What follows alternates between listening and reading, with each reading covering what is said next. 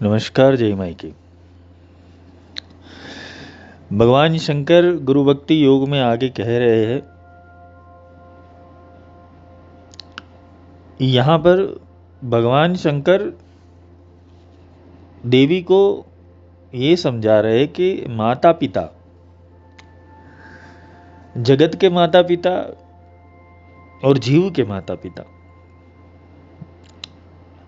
जगत के माता पिता जिन्होंने जगत की उत्पत्ति की है, और जीव के माता पिता जो जीव को उत्पन्न करते। इन दोनों की कक्षा में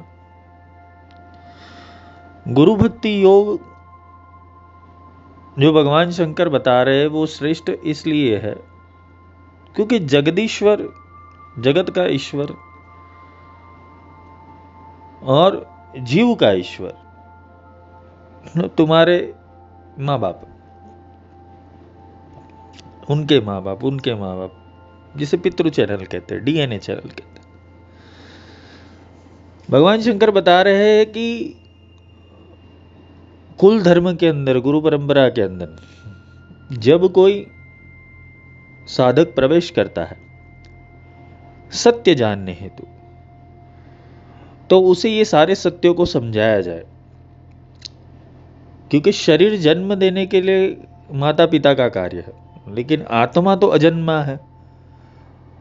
तुम्हारे भीतर जो आत्मा आया है वो अजन्मा है, और आत्मा अजन्मा है तो आत्मा को मुक्त करने के लिए परमात्मा की जरूरत पड़ती है। यहां जीव और ईश्वर में यही भेद है।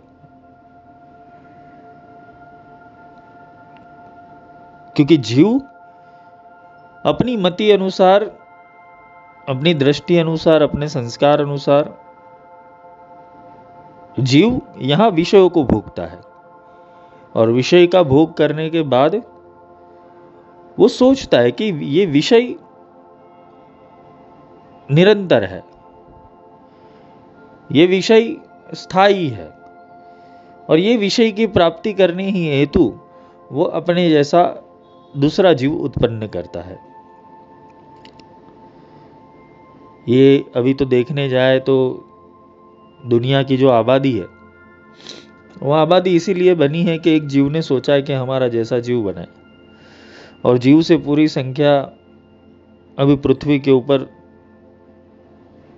800 करोड़ जितनी हो गई। तो ये तो निरंतर चलने वाली घटना है। अगर हम यहाँ पर पॉज लगाए, हम यहाँ पर अपने विचार चिंतन को स्टॉप करें कि हम जिस धारा में बह रहे हैं काल की धारा के अंदर, वो तो मल्टीप्लिकेशन में जा रही है। तो इतनी सारी आत्माएं आती कहां से? और इतनी सारी आत्मा जब यहां नीचे आती है तो क्या सबको उद्धार का मार्ग मिलता है? क्या ये सारी आत्माएं वापस वो परमात्मा के स्वरूप में मिल पाएगी? तो यहां बंटवारा हुआ है। बंटवारा इस तरीके से हुआ है कि आत्मा तो ना कोई भाषा से चलता है, ना कोई रंग रूप से चलता है, ना कोई विषयों से चलता है, ना विषय चिंतन से चलता है, ना ही वो किसी देश, क्षेत्र और काल का है। आत्मा स्वतंत्र है।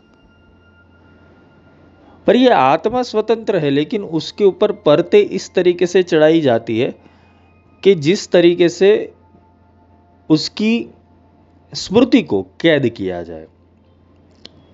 यहां तुम्हारी स्मृति के अंदर ऑलरेडी आत्मज्ञान पड़ा हुआ है,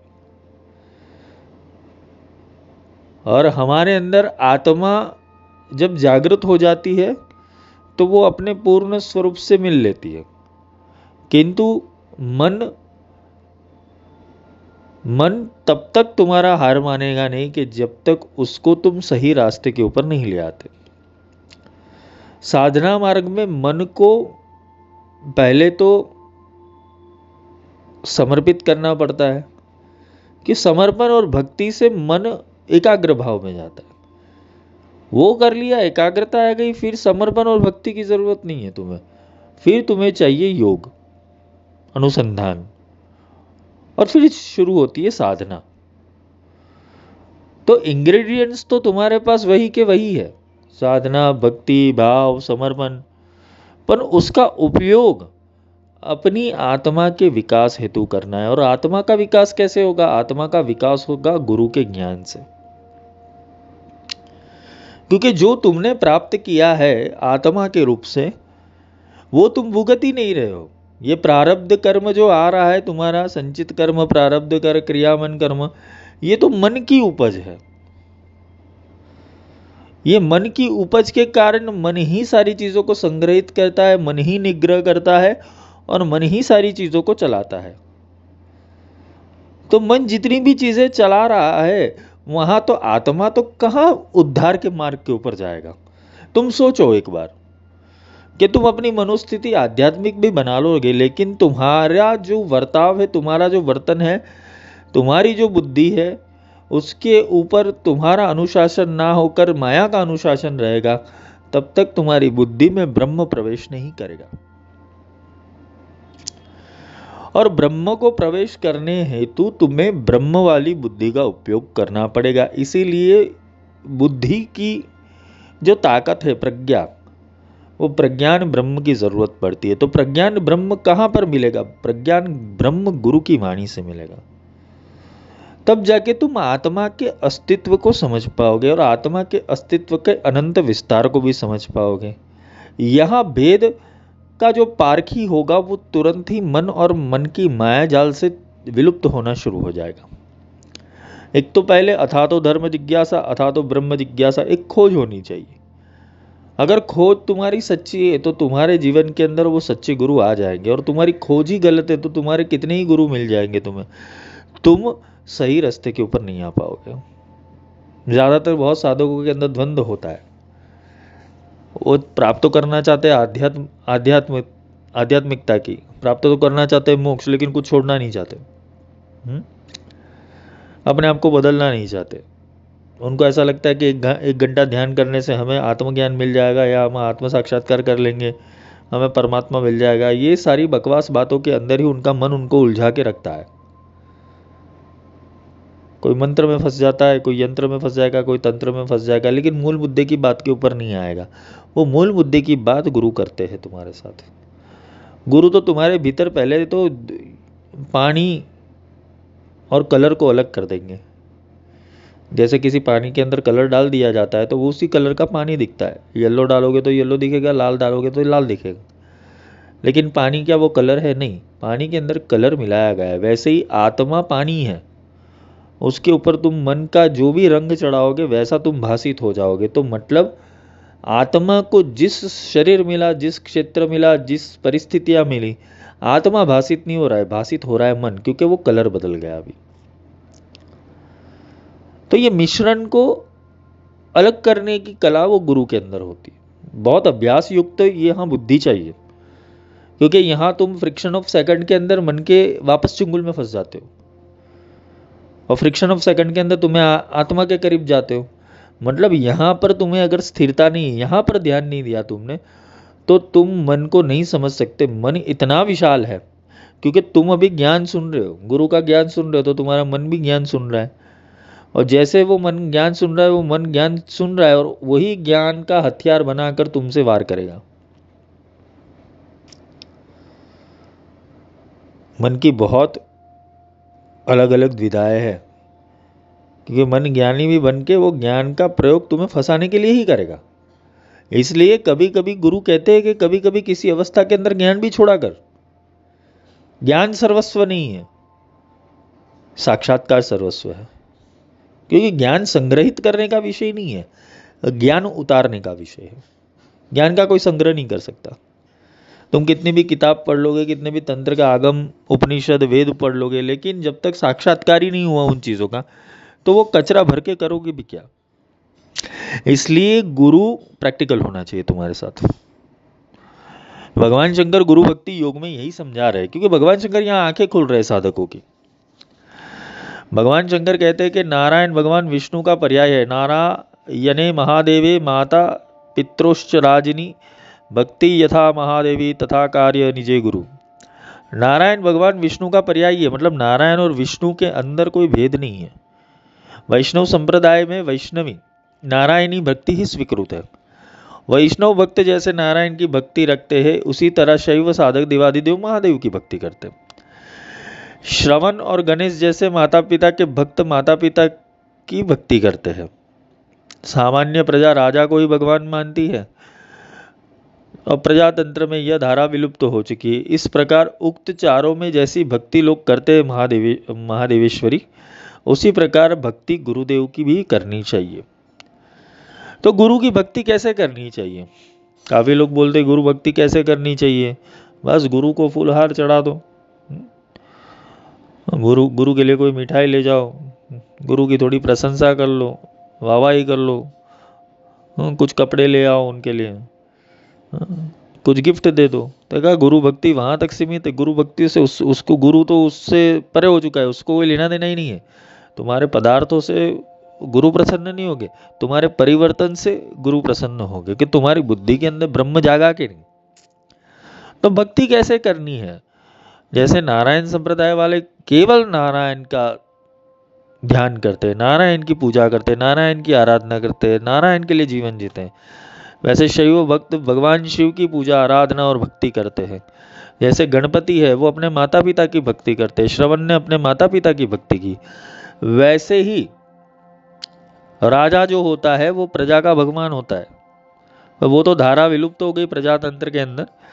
उससे भगवान ने बोला है कि उस चारों की जैसी भक्ति लगती है महादेवेश्वरी, वैसी गुरु की भी भक्ति करनी चाहिए। मतलब गुरु इनसे अलग नहीं है। हम बचपन से श्लोक समझ रहे, गुरु ब्रह्मा गुरु विष्णु गुरुदेव महेश्वरा गुरु साक्षात परब्रह्म, तो हम श्लोक तो बोल रहे हैं, लेकिन जैसे तुम निराकार के पास या किसी मूर्ति के सामने तुम बिहेव करोगे, वैसा गुरु के सामने तो चलेगा नहीं, क्योंकि गुरु तो तुम्हें मुंह पे बोलेगा। तुम सही कर रहे हो गलत कर रहे हो, तुम्हारे मन में क्या चल रहा है, तुम्हारे अंदर अंतर्मन में क्या चल रहा है, तुम्हारे भाव कहाँ पर फंसे हुए हैं, तुम्हारा चित्त कहाँ पर फंसा हुआ है, गुरु तो बोलेगा। क्योंकि गुरु का काम है तुम्हें सिखाना, गुरु का काम है तुम्हें ध्यान सिखाना, ध्यान के ऊपर ले आना कि तू पहले ध्यान तो ठीक से कर ले। यहाँ जागृत ध्यान, अजागृत ध्यान, अर्धजागृत ध्यान, सारे ध्यानों का अभ्यास गुरु करवाते हैं। वो गुरुकुल में होता है। वे तुम अपने घर पे गुरु अपने घर पे, तो वो कैसे गुरु भक्ति हो सकती है? तो जो गुरुकुल परंपरा में आता है, फिर गुरु उनका डिसेक्शन शुरू कर देते हैं। उनकी मन बुद्धि चित्त अहंकार का चारों का डिसेक्शन कर देते हैं, अलग अलग कर देते हैं। जो एक हो चुका है ना, तुमने जीवन धारा को जिस तरीके से समझा हुआ है, तुम उसी धारा में बह रहे हो, तो गुरु तो डिसेक्शन कर देगा कि पहले अलग तो हो जा। जिसको मुक्त करवाना है वो तो तुम्हारे अंदर ऑलरेडी फंसा हुआ है, आत्मा। तो आत्मा को मुक्त करने के लिए मन की चुंगल से बाहर निकलना पड़ेगा। और मन क्या है? मन तो अत्र तत्र सर्वत्र है। हमेशा आत्म भाव में रहना संभव नहीं है, लेकिन आत्म भाव से जिया जा सकता है, क्योंकि उसका योग अनुसंधान करना पड़ता है, तब जाके इंसान आत्मयोगी बनता है। 2 घंटे तुम साधना में बैठोगे, लेकिन मन तो तुम्हारा भटक रहा है। माला तो कर में फिरे, जीव फिरे मुख माई, मनुआ तो चहुदिश फिरे, ये तो सुमिरन नाही।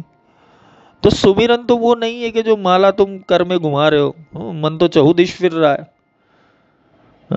मुख में जिह्वा तुम्हारी घूम रही है, राम राम बोल रहे, लेकिन मनवा तो चहुदिश फिरे।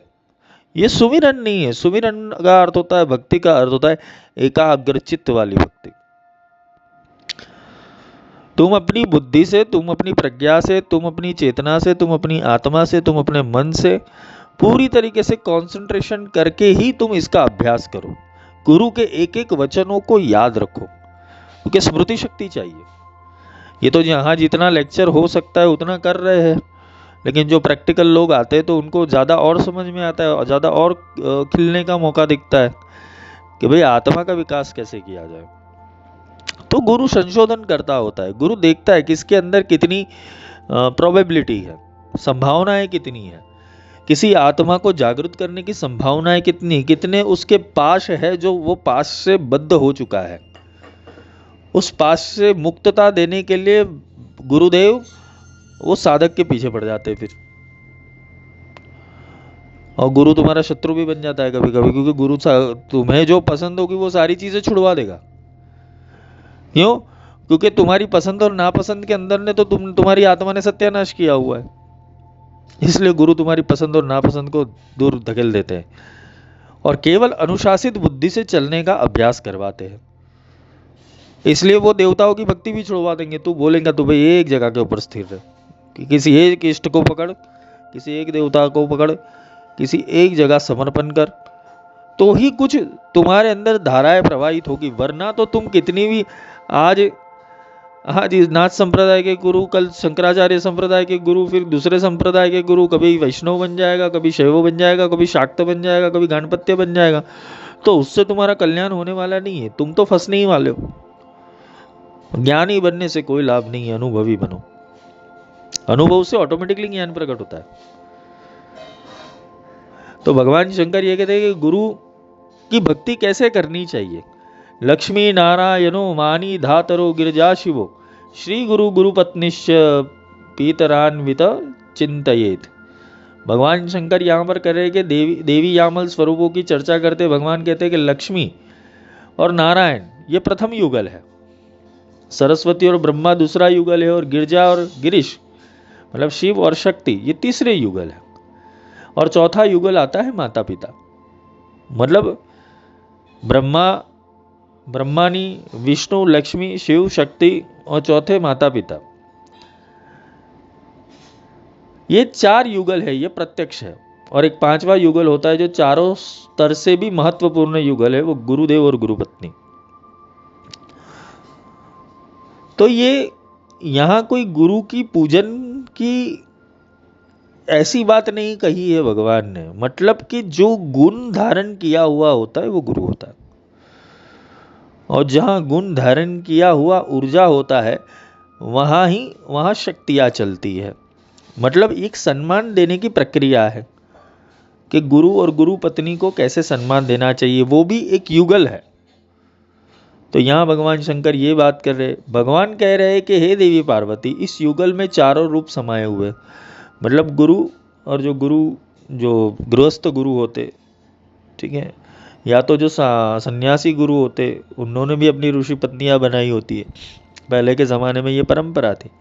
या तो फिर गुरु किसी को शक्ति संपन्न करे, पूर्ण शक्ति संपन्न करे, वैसी जो साधक होते तो उनको भी यही दर्जा दिया जाता है। मतलब युगल का अर्थ होता है कि शक्ति और शिव, वाइब्रेशन और फ्रीक्वेंसी जिसके अंदर ये खिली हुई है वो सम्मान करने योग्य है। मतलब ये चारों अगर बोलना भी चाहे, अगर तुम गुरु के अंदर माँ भी रहती है, गुरु के अंदर पिता भी रहता है, गुरु के अंदर शिव भी रहता है, गुरु के अंदर शक्ति भी रहती है, गुरु के अंदर लक्ष्मी भी रहती है, गुरु के अंदर विष्णु भी रहते हैं, गुरु के अंदर ही ब्रह्मा रहते हैं, गुरु के अंदर ही सरस्वती रहती है। क्योंकि त्रिगुण से जो विद्याएं प्रकट होती है वो विशेष अणु जब प्रकट होता है तो लक्ष्य के ऊपर संधान करता है, वो विष्णु और लक्ष्मी गुरु के अंदर ही होते हैं। वो ज्ञान और शक्ति, ये दोनों धारा शिव शक्ति, वो भी गुरु के अंदर ही होते हैं। तो ये युगल स्वरूप प्रैक्टिकल रूप में जिसको भजना है, जिनको तुम मूर्ति रूप में भजते हो, अपने माता पिता को भजते हो, उनसे भी विशेष महत्वपूर्ण ये युगल है। क्यों? क्योंकि उन्होंने अपना जीवन जगत कल्याण हेतु रखा हुआ है। गुरु को तुम्हारी आत्मा कल्याण में रस है, तुम्हारे संसार में क्या होगा क्या नहीं, गुरु को उसमें इंटरेस्ट नहीं है, तुम्हारा आत्मा पहुंचेगा कि नहीं उसमें इंटरेस्ट होता है गुरु को। इसलिए गुरु वंदनीय और पूजनीय बताए गए हैं। इनको सर्वमयी मानकर इनकी भक्ति करना चाहिए। मतलब वहां पर समर्पण करके भक्ति करनी चाहिए, वहां से संचित ऊर्जाएं मिलती है। भगवान कह रहे हैं कि देवी पार्वती गुरु भक्ति में वह शक्ति है जिसके द्वारा सारी सिद्धियां प्राप्त होती है। मतलब गुरु भक्त्या यथा देवी प्राप्यन्ते सर्वसिद्ध यज्ञ दान तपस्थिरत व्रताध्ययन तथा प्रिय। भगवान शंकर कह रहे हैं कि देवी पार्वती गुरु भक्ति में वह शक्ति है जिसके द्वारा सारी सिद्धियां प्राप्त हो जाती है। यह धातव्य है। गुरु भक्ति के द्वारा जैसी सिद्धियां प्राप्त होती है वैसी यज्ञ दान तप तीर्थ व्रत आदि द्वारा नहीं प्राप्त होती। ये तो भगवान शंकर ने भी, भगवान कृष्ण ने भी गीता में यही कहा हुआ है कि व्रत तप दान जप अनुष्ठान से मैं प्राप्त नहीं होता हूँ अर्जुन, तो मुझे प्राप्त करने हेतु जा किसी तत्वदर्शी गुरु की शरण में। अब तत्वदर्शी गुरु जब मिल जाता है तो उनकी भक्ति ही करनी चाहिए, और उनकी भक्ति से जो सिद्धियां मिलेगी, तुम कितने करोड़ों मंत्र तीर्थ अर्चन कर लो, बराबर है। कितने भी व्रत उपवास कर लो, कितने यज्ञ इत्यादि कर दो, उसमें से जो सूक्ष्म ऊर्जा निकले, गुरु तो आसानी से, वो गुरु के मंडल में बैठने से ही तुम्हें ऊर्जा मिल जाएगी, क्योंकि गुरु तो परते खोल देंगे तुम्हारे सत्संग से। सत्संग की आधी घड़ी सुमिरन वर्ष हजार, एक घड़ी आधी घड़ी आधी में पुनिया, तुलसी संगत साधु की कटे कोटि अपराध। ये करोड़ों अपराध, करोड़ों जन्म के अपराध और करोड़ों जन्म की स्मृति हटाने के लिए गुरु भक्ति करना अनिवार्य है। तो गुरु की शरण में जाते वो तत्क्षण तुम्हारी सारे जो भी कर्म होते, तुम्हारी जितनी भी स्मृतियाँ होती है, उसको जलाकर भस्म कर देते हैं। पर मैंने आगे भी समझा था गुरु भक्ति योग में कि अगर वो गुरु तुम्हें दीक्षा देकर तुम्हें तुम्हारे पाप कर्म काट भी सकता है, तो तुम्हारी एक गलती होने के पाप कर्म उतना भी बढ़ जाएगा। जितनी स्पीड में कटेगा उतनी स्पीड में बढ़ेगा। इसलिए गुरु भक्ति योग के अंदर बहुत अनुशासित बुद्धि से चलना, बहुत डिसिप्लिन से चलना, क्योंकि यहाँ सिद्धियाँ मिलती भी और सिद्धियाँ चली भी जाती है। तो क्यों चली जाती है? क्योंकि गुरु पहले अध्याय सिखाते, पहले तुम्हें सत्संग करवाते, अभ्यास देते हैं, तुम्हारी बुद्धि को दृढ़ बनाते, और बुद्धि को दृढ़ बनाने के बाद बोलते हैं कि भाई ये गलती मत करना, ठीक है। और तुम मन की चंगुल में फंस जाते हो, तो वहां से तुम सिद्धियों से भी हाथ धो बैठते हो, तुम्हें मिला हुआ तप भी चला जाता है। देवराज इंद्र को बार बार स्वर्ग के ऊपर आक्रमण होकर उनका आसन खतरे में क्यों हो जाता है? क्योंकि वो तप से जो पैदा किया हुआ अग्नि है, वो तपोबल है असुरों का, तो वापस आक्रमण करता है। तो देवराज टिकते नहीं है, देवराज को बार बार घबराहट हो जाती है। वैसे ही तुम्हारे अंदर जो भी चीज़ें पड़ी हुई है वो वैसी ही है। तुम सिद्धि टिकाने के लायक बन जाओ, एक स्थिरता होनी चाहिए। मतलब कुछ ज्ञान प्रकट हो गया, कुछ शक्तियाँ प्रकट हो गई, कुछ सिद्धियाँ प्रकट हो गई, और फिर तुम गुरु भक्ति से च्युत हो जाओगे, तो तुम्हारे ट्रैक बदल दिए जाते हैं। मतलब यहाँ पर एक ऐसी चीज़ है कि ट्रेन जा रही है एक पटरी के ऊपर, और थोड़ा सा फ्रिक्शन लग जाता है ट्रेन को, तो वो दूसरी पटरी के ऊपर जाती है। मतलब वो ट्रेन जाने वाली थी बॉम्बे, वो ट्रेन चली जाती है चेन्नई। मतलब कि वो ट्रेन की पटरी का एक फ्रिक्शन आने के ऊपर, एक फ्रिक्शन करने के ऊपर पूरी ट्रेन की दिशा बदल दी जाती है। वैसे ही गुरु भक्ति योग के अंदर, धारा के अंदर निरंतर चलने वाला इंसान अगर एक बार भी मनमत चीज़ें करता है, तो उसका ट्रैक बदल दिया जाता है, वो शक्तियाँ कर देती है। फिर वो साधक के ऊपर, वो शिष्य के ऊपर कोई सिद्धि आगे जाके चढ़ती नहीं है, वो उसके लिए सारे दरवाजे बंद हो जाते हैं। उसका जो मोक्ष का लक्ष्य था वो भी विस्मृत हो जाता है, और फिर वो वापस संसार की रचना में फंस जाता है। तो काफ़ी सारे साधकों को ये अनुभव हुआ ही है कि जैसे वो गुरु भक्ति में रहते हैं, उनके अंदर तेज, पुंज, ओज सब चलते हैं। गुरु की वाणी से उनके अंदर अनेकों प्रकार की सिद्धियाँ प्रकट होने लगती है। मंत्र में मूलम गुरुर्वाक्य, हाँ, तो मंत्र का मूल गुरुर्वाक्य है। जैसे वो गुरु वाक्य के अंदर प्रवेश करता है, उसका मन शांत, धैर्य, ऊर्जावान और पॉजिटिविटी से भर जाता है। पर जैसे ही वो गुरु वचनों का अनादर करने के ट्रैक बदल देता है, मतलब अपने मन के ऊपर और अपने आसपास के वातावरण के ऊपर कंट्रोल नहीं रख पाता, तो वो धीरे धीरे संसार की संसर्ग में आते हुए वापस संसारी हो जाता है, वो सिद्धियों से नीचे गिर जाता है।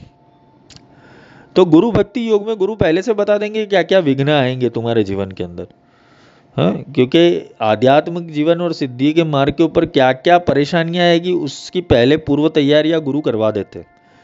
पेपर पहले से लिख कर देते कि भाई ये पूछा जाएगा, ये पूछा जाएगा, यहाँ एक्ट ऐसे करना, यहाँ ऐसे चलना, मन को ऐसे संभालना, मन के विचारों से इस तरीके से दूर करना, दुसंगति से बचना, क्या करना चाहिए क्या नहीं करना चाहिए। गुरु पहले से रूल्स रेगुलेशन बता देते। आध्यात्म में क्या करना चाहिए उसके विषय कम है, लेकिन क्या नहीं करना चाहिए उसके विषय ज़्यादा है। साधना मार्ग में ये चीज़ें समझना, क्या नहीं करना है ना वो गुरु सिखाते, क्या करना है तो पूरी दुनिया सिखा ही रही है तुम्हें। पूरी दुनिया आज पॉडकास्ट के ऊपर और सब जगह ज्ञान फैला रही है कि ये कर लो, ये कर लो, ये कर लो। सदगुरु के पास ऐसा नहीं होता। सदगुरु तो तुम्हें ये कहते हैं कि क्या नहीं करना चाहिए पहले वो सीख। जब कुछ करना ही शेष नहीं रह जाएगा, अपने आप ध्यान लग जाएगा। भगवान शंकर यहाँ कह रहे हैं कि श्री गिरो निश्चला भक्ति वर्धते ही यथा यथा तथा तथास्य विज्ञानम वर्धते कुलनायके। भगवान शंकर यहाँ सुंदर श्लोक बता रहे हैं माँ पार्वती को कि गुरुदेव के अंदर निश्चला भक्ति जितनी ही बढ़ती जाती है, भगवान शंकर कह रहे हैं कि देवी उसी क्रम से शिष्य के विज्ञान का भी वर्धन होता है। अर्थात गुरु भक्ति ही विज्ञान प्राप्ति का मुख्य स्रोत है। भगवान शंकर कह रहे हैं कि तुम अलग अलग विज्ञान प्राप्त करना चाहते हो, तुम्हें आत्मविज्ञान प्राप्त करना है, तंत्र विज्ञान प्राप्त करना है, मंत्र विज्ञान प्राप्त करना है, देवी को समझना है, भगवती की अलग अलग कलाओं को समझना है, ब्रह्मांड को समझना है। तो ये कैसे समझा जाएगा? तुम्हारा जीवन बहुत छोटा है। हाँ? तुम्हारे 40-50 साल तो ऐसे ही संसार के टाइम पास के अंदर तुम्हारे निकल गए। तो शॉर्ट टाइम के अंदर तुम कैसे सिद्धियों को ग्रहण कर सकते हो? कैसे तुम ज्ञानी बन सकते हो?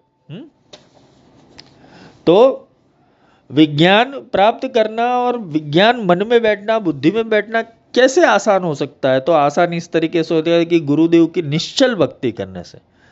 निश्चल का अर्थ होता है कि जिसके भीतर चंचलता नहीं है, जिसके भीतर एक सुहृद भाव है, जिसके अंदर एक ट्रांसपेरेंसी है, जिसने अपने मन को खाली करके, अपने मन को पवित्र बना के अपने गुरु के चरणों में रख दिया है, जिसके अंदर कपटता नहीं है, जिसके अंदर शैल बलम है, जिसका शिलवान है, जो व्यक्ति जो एक गुरु भक्ति की धारा में बह रहा है। आज ये गुरु अच्छा लग गया, आज पॉडकास्ट के ऊपर इसने अच्छा बोल दिया, ये मेरे गुरु बनने लगा, आज ये महाराज जी अच्छा बोल रहे, उनके पास चले जाए। जो भटकता है, भटकने वाले को रास्ता नहीं मिल सकता। तो भगवान शंकर कहते अपने गुरु की निश्चल जितनी भक्ति बढ़ती जाती है, उसी क्रम से शिष्य के विज्ञान का भी वर्धन होता है। मतलब जैसे जैसे तुम भक्ति बढ़ाओगे, भक्ति वर्धते ही यथा यथा तथा तथास्य विज्ञान वर्धते कुलनायिके, के विज्ञान का वर्धन भी ऐसे ऐसे होने लगेगा। जितनी भक्ति बढ़ेगी उतनी सिद्धि चढ़ेगी। और तुम्हें भक्ति करने योग्य अब कोई बचा नहीं है। भक्ति करने योग्य अगर गुरु भक्ति मार्ग के ऊपर हो, गुरु धारण कर लियो, केवल गुरु की भक्ति करो। जैसे तुम्हारे गुरु की भक्ति बढ़ती जाएगी, वैसे वैसे तुम्हें अपने आप विज्ञान समझ में आने लगेगा, वैसे वैसे ब्रह्मांड के रहस्य उतरने लगेंगे। और ये में कितने सारे शिष्य जो है उनके अंदर ये प्रक्रिया हुई है कि जैसे जैसे उनकी गुरु भक्ति बनती है, जो मन से एक हो जाते, बुद्धि से एक हो जाते, चेतना से एक हो जाते, आत्मा से एक हो जाते, उनको मेरी बातें जब समझ में आने लगती है, तब वो ऑटोमेटिकली उनके अंदर प्रज्ञान ब्रह्म प्रकट हो जाता है। ये टेलीपोर्टिंग प्रक्रिया है। गुरु के पास अखंड मंडलाकार है। वो तो अनेकों मंडल, अनेकों विज्ञान के पोर्टल्स उनके आसपास, उनकी चेतना के अंदर विद्यमान होते हैं। अनेकों देवताओं की शक्तियां उनके साथ चलती है। तो गुरुदेव के पास अनंत शक्तियां होती है, लेकिन किसके लिए होती है? आध्यात्म के लिए होती है, आत्म कल्याण के लिए होती है, जगत कल्याण के लिए नहीं, जीव कल्याण के लिए नहीं होती कि भाई तुम्हारे संसार के 4 काम हो जाए, उसके लिए नहीं होती, आत्म कल्याण के लिए होती है। तो देवता तुम्हें अपना विज्ञान समझाएंगे। कैसे समझाएंगे? जैसे जैसे तुम्हारी गुरु की भक्ति बढ़ेगी, वैसे वैसे कोई देवता तुम्हें स्पर्श करने लगेगा और तुम्हारे भीतर रहने लगेगा। वो तुम्हारे आत्मा के साथ वो देवता कनेक्ट हो जाएगा। और जिस दिन आत्मा और देवता का स्पार्क हो गया, वो तुम्हारी आत्मा तो अपने आप मोक्ष के गमन पे निकल जाएगी। उद्धार करने के लिए देवता तुम्हारे अंदर रहने आ जाएंगे। तो देवताओं को भी मुक्ति चाहिए। तो अनेक रुद्रगण है, अनेक विष्णुगण है, अनेक ब्रह्मगण है, अनेक शक्तियाँ है, अनेकों प्रकार की छोटी मोटी अनंत शक्तियाँ है। लेकिन वो शक्तियों को भी अपना उद्धार करने के लिए गुरु की शरण में जाना पड़ता है। भगवान शंकर आगे कहते हैं कि किम तीर्थादे महायासे किम व्रते कार्य शोषणे निर्व्याज सेवा देवेशी भक्ति रेशा ही सदगुरु। भक्ति के महत्व का प्रतिपादन करते हुए भगवान शंकर कह रहे हैं कि देवेश्वरी तीर्थ आदि महाप्रयास साध्य कठिन कार्य है। तीर्थ करना आदि महाप्रयास साध्य, कितने प्रयासों के बाद तुम तीर्थ कर सकते हो, कितना कठिन कार्य है।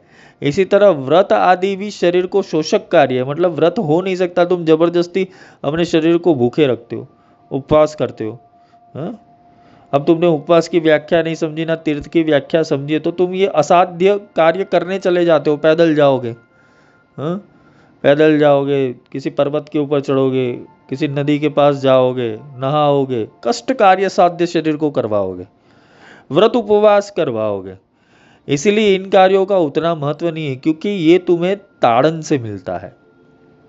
तुम इतना ताड़न करो और तुम्हारे अंदर कुछ मन के विज्ञान के कोष खुल जाए और तुम्हारे अंदर शांति की स्थापना होती है, क्योंकि तुमने समझा ही है कि पुण्य तीर्थ से मिलेगा या तो पुण्य व्रत उपवास से मिलेगा। इसलिए तुम्हारा पुण्य क्षीण पुण्य है, क्योंकि तुमने छोटी चीजों में पुण्य समझा हुआ है। यहाँ भगवान शंकर जो समझा रहे हैं कि इन सारे कार्यों का उतना महत्व नहीं है। अब भगवान शंकर ही कह रहे हैं कि तीर्थ तीर्थ जाने का इतना महत्व नहीं है, ना व्रत करने का इतना महत्व है जितना महत्व गुरु भक्ति का है। वस्तुतः सदगुरु देव की भक्ति निर्व्याज सेवा मानी जाती है। अगर गुरु की भक्ति करनी है वो निर्व्याज सेवा है। वो गुरु इतना दे देंगे उसका ब्याज भी नहीं लेंगे तुम्हारे पास से, निर्व्याज सेवा है, बराबर है। और वहां अपेक्षा भी मत रखना कि तुम्हारा कुछ भला हो, वहां केवल सेवा करना। पड़ा रहे दरबार में धका धनी का खाए, कब हुक साहिब नवाज ही सकल सिद्धि दे जाए। कब हुक गुरु नवाज ही, गुरु की कब मौज आ जाए और तुम्हारे अंदर वो परमात्मा का प्रतिस्थापन कर दे, शक्ति का प्रतिस्थापन कर दे, कोई महाविद्या डाल दे, कोई देवता डाल दे, और तुम्हारी तो जिंदगी बन जाएगी। लेकिन गुरु भक्ति योग करना है।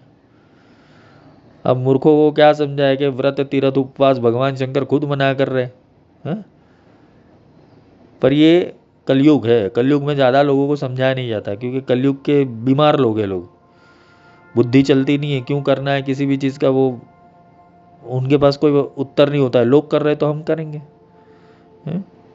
आज बाहर के देशों की नदियाँ साफ है, तुम्हारी नदियाँ कैसी है? तुम जिसको माँ मानते हो उसको गंदी करके रखी है।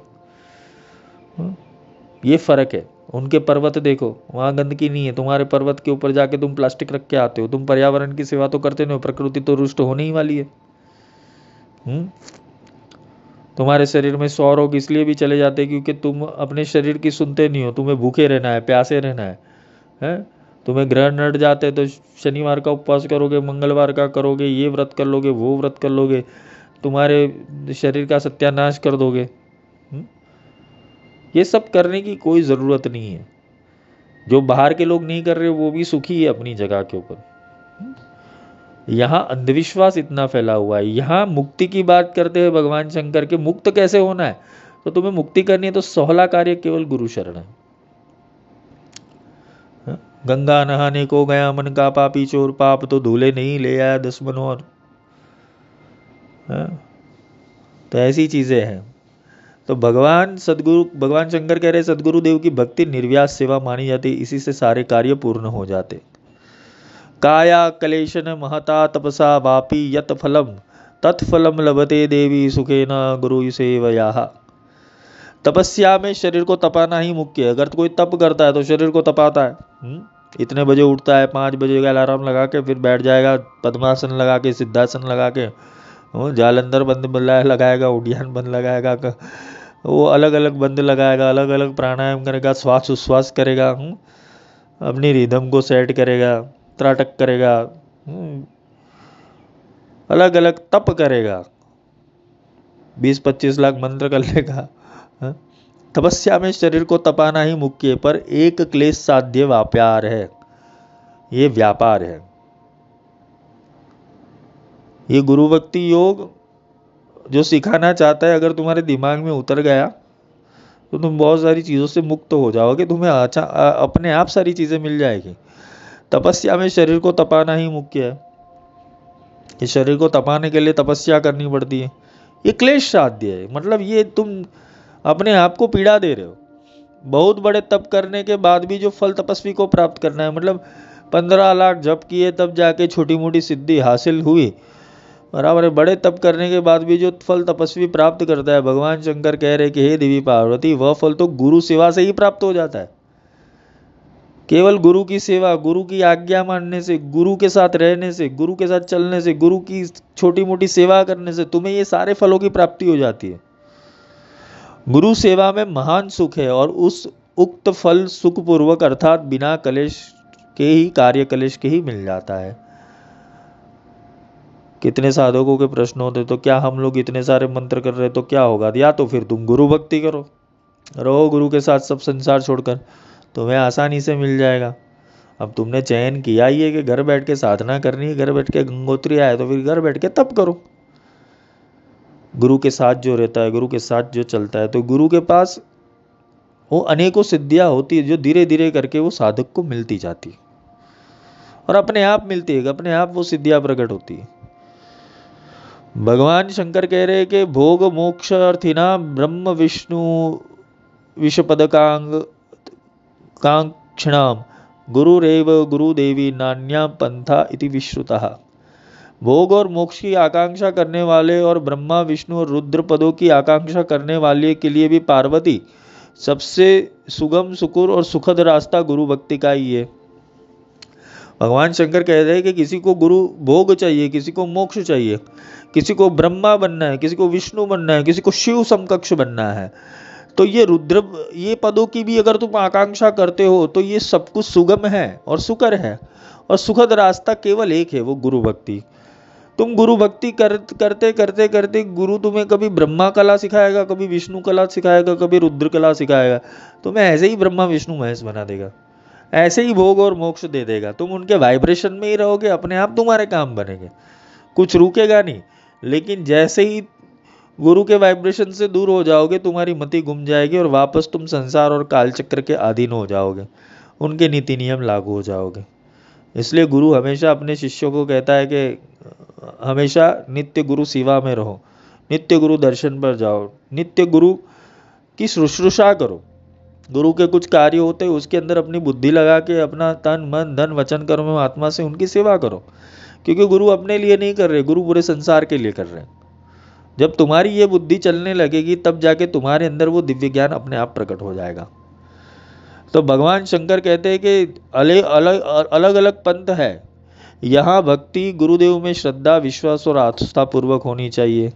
श्रुति कहती है नान्यः पंथा विद्यते यनाय, कि अनेकों पंथ है लेकिन एक पंथ जो है, केवल जो एक पथ है वो गुरु भक्ति है।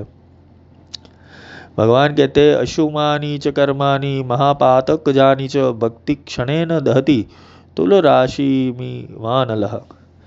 सारे अशुभ कर्मों को और महापातकों के द्वारा मिले हुए पाप पूर्ण फलोत्पादक कर्मों को भी भक्ति क्षण भर में ही उसे भस्मसात कर देती है। जैसे अनल बड़ी से बड़ी रुई की राशि को क्षण भर में दग्ध कर देता है।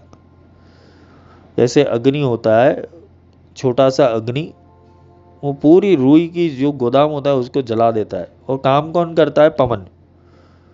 ठीक है, तो ऐसे ही सारे अशुभ कर्मों और महापातकों के द्वारा मिले हुए पाप पूर्ण को क्षण भर में जलाने की, जो भस्मसात कर देने की जो ताकत रखती है, वो गुरु भक्ति रखती है। तुम कितने भी कर्म से पीड़ित हो, लेकिन तुम्हारी भक्ति की चिंगारी लग गई, तुमने केवल सदगुरु की भक्ति की और केवल गुरु के आश्रित होकर गुरु के मन के साथ मन मिलाकर उनकी आज्ञा अनुसार कर्म किया, भक्ति प्रकट कर ली, तो तुम्हारे कितने जन्मों के पाप कर्म ऐसे ही समाप्त हो जाएंगे। यहाँ पर बात आती है कि क्या अगर जो भी गुरु भक्ति मार्ग के अंदर या कुल मार्ग के अंदर है, या तो शिष्य है, उनको पहले ये समझना चाहिए कि क्या हम सही गुरु भक्ति कर रहे हैं, क्या हम सही गुरु सेवा कर रहे हैं, क्या सही गुरु शुश्रूषा कर रहे हैं।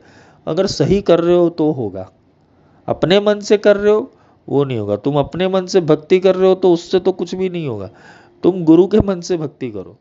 हाँ, गुरु जैसे सिखाते वैसे सीखोगे तो तुम्हारी बुद्धि तीव्र और कुशाग्र हो जाएगी। पर इंसान क्या कहते हैं, मैं अपने मन से भक्ति करूँगा। नहीं, कभी भी ये अपने मन से की हुई भक्ति कहीं तुम्हें नहीं पहुंचाएगी। गुरु जिस तरीके से सिखाते, इसलिए भगवान श्री कृष्ण ने अर्जुन को भक्ति योग दिया हुआ है। अर्जुन भक्ति अपने आप नहीं कर सकता था क्या? तो उनको कृष्ण की जरूरत क्यों पड़ी? क्योंकि कृष्ण ने उनको योग समझाया कि कैसे करनी चाहिए, आना तो चाहिए। अभी तो सब सारे शिष्य हम भी है, मैंने बद्दू जावड़े। सारे शिष्यों को पता है कि भक्ति कैसे करनी चाहिए, तो अपने हिसाब से ही भक्ति करते। नहीं, भक्ति अपने हिसाब से नहीं करनी चाहिए। गुरु जिस तरीके से सिखाते, गुरु पूजे गुरु आप ना, शिष्य पूजे गुरु आप। गुरु को अपने गुरु की भक्ति करनी चाहिए और शिष्य को अपने गुरु की भक्ति करनी चाहिए। तो भगवान के शंकर कहते हैं विश्वासाय नमस्तस्मे सर्वसिद्धि प्रदायने येन मद्रा रुच्छदः फलन्त्य विफलम फलम। बिना विश्वास के कुछ भी फलीभूत नहीं होता है। भगवान शंकर यहाँ पर कहते हैं पहले विश्वास तो दृढ़ करो, विश्वास ही शिव रूप होता है। इसलिए भवानी शंकर भाव और विश्वास, भवानी माँ पार्वती है, भाव वो माँ पार्वती है, भवानी भावना गम्या, और शंकर वो विश्वास है, विश्वास ही शिव रूप होते हैं। ऐसे विश्वास को ही महत्व देते हुए उस विश्वास को ही नमस्कार कर रहे हैं। मतलब जिस शिष्य के अंदर दृढ़ विश्वास, दृढ़ अनुराग, अपने गुरु के प्रति एक दृढ़ निश्चय विश्वास उत्पन्न हो जाता है और उसमें भक्ति प्रकट हो जाती है, तो भगवान कहते हैं कि उस विश्वास को मैं स्वयं नमस्कार करता हूँ, उस विश्वास को कोटिशाह नमन करता हूँ। वह समस्त सिद्धियों को प्रदान करने वाला सर्वोच्च तत्व है। तो भगवान शंकर क्या कर रहे हैं कि कौन सा तत्व तुम्हें सर्वस्व दे सकता है? विश्वास दे सकता है। तुम्हें अपने गुरु के ऊपर विश्वास होना चाहिए। गुरु जो करता है वो करने की जरूरत नहीं, गुरु जो कहता है वो करने की जरूरत है। गुरु कहे से कीजिए, गुरु करे ते नहीं। ये गुरु तो लीला करते रहेंगे, गुरु तुम्हारे मन को ऐसा उधड़-बुन में डाल देंगे, क्योंकि मन को निकालना है। तुम्हारे अंदर जो पापी बैठा हुआ है वो तुम्हारा मन ही है, जो इतने जन्म से भटक रहा है, उसको गुरु पकड़ते हैं, उसको गुरु शांत करते, उसको समर्पित करवाते। यहाँ हनुमान चालीसा में श्री गुरु चरण सरोज निजम मन मुकुर सुधार बोला है। तन सुधार नहीं बोला है ना, धन सुधार बोला है, मन सुधार बोला है। हाँ? धन की शुद्धि आवश्यक नहीं है, हाँ? न तन की शुद्धि की आवश्यकता है, यहाँ मन की शुद्धि की आवश्यकता है। मन शुद्ध होगा तभी तो विश्वास रख पाएगा, और विश्वास रख पाएगा तो ही तो भगवान शंकर तुम में आएंगे। ये थोड़ा समझने वाला विषय है।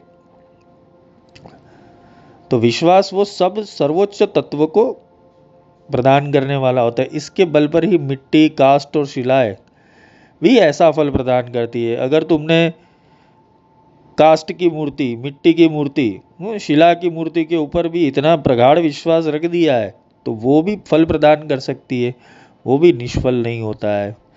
तो भगवान शंकर कह रहे हैं कि इंसान के अंदर इंग्रेडिएंट्स क्या होने चाहिए?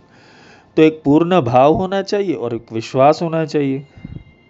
न योगो न तपो नाच कृम कोपी प्रत्नीयते अमाय कुल मार्गिस्मिन भक्तिरेव विशिष्यते। न तो योग, ना तो तप, ना तो किसी प्रकार की अर्चा का क्रम ही यहाँ प्रलीन होता है। मतलब ना तो तुम इसे योग से साध सकते हो, ना तप से साध सकते हो, ना किसी भी प्रकार के अर्चन और क्रम से साध सकते हो, ना किसी प्रकार की पूजा पाठ से ये साध सकते हो। यहाँ आडंबर रहित कुल मार्ग सर्वश्रेष्ठ मार्ग है। मतलब अगर तुम्हें सच में अपने आत्मा का कल्याण करना है तो आडंबर रहित, मतलब जैसे है वैसे ही चलो, है? ना तुम झूठ बोलो, ना कुल मार्गी गुरु तुमसे झूठ बोलेगा। तुम्हारे अंदर तुम्हारे मन को साफ करके गुरु के चरणों में रख दो, एकदम स्वच्छ और निर्मल होकर गुरु के साथ चलो। कोई भी प्रोपोगंडा के साथ चलो मत, कोई भी इच्छा और कामना, मन की कामना के साथ चलो मत। केवल भक्ति में दृढ़ रहो, विश्वास और भाव उनके प्रति बस बढ़ाते जाओ और उनकी भक्ति करो। जैसे एक मूर्ति को तुम पूजते हो, एक मूर्ति को तुम देखते हो, एक मूर्ति के साथ संवाद करते हो, एक मूर्ति के अंदर जितना भाव लगाते हो, इतना जागृत जिसने प्राप्त किया हुआ है, जो ब्रह्म चैतन्य बोल रहा है गुरु के मुख से, अगर तुमने उनकी भीतर ये चीजें विश्वास रख दी और जागृति कर ली तो अपने आप बोलते ना कि तुम्हारे जीवन के अंदर विशिष्टताएं और सिद्धियां प्रकट हो जाएगी। पर ये क्या है, हम शिला के ऊपर विश्वास रख जाएंगे, हम काष्ठ की मूर्ति के ऊपर विश्वास रख गए, हम मिट्टी की मूर्ति पे विश्वास रखेंगे, लेकिन जो सामने तुम्हारे उद्धार करने के लिए चिल्ला कर तुम्हें जो ज्ञान दे रहा है उसके ऊपर विश्वास नहीं आएगा। क्यों नहीं आएगा? क्योंकि मनुष्य। भगवान शंकर यहाँ पर कह रहे हैं कि भगवान गुरुदेव को मनुष्य जन्म शिष्य के लिए ही लेना पड़ता है। क्यों? क्योंकि शिष्य का उद्धार करने के लिए उस शिष्य जैसा बन के आना पड़ता है उनको, इसलिए वो मनुष्य देह को धारण करते हैं। भगवान नारायण भी मनुष्य रूप में नीचे आते हैं, संभवामि युगे। उसका कारण यही है कि नारायण इसलिए मनुष्य देह में आते ताकि लोगों को पता तो चले कि भगवान कैसे काम करता है। और तुम भी भगवान ही हो, कोई सामान्य मनुष्य नहीं हो।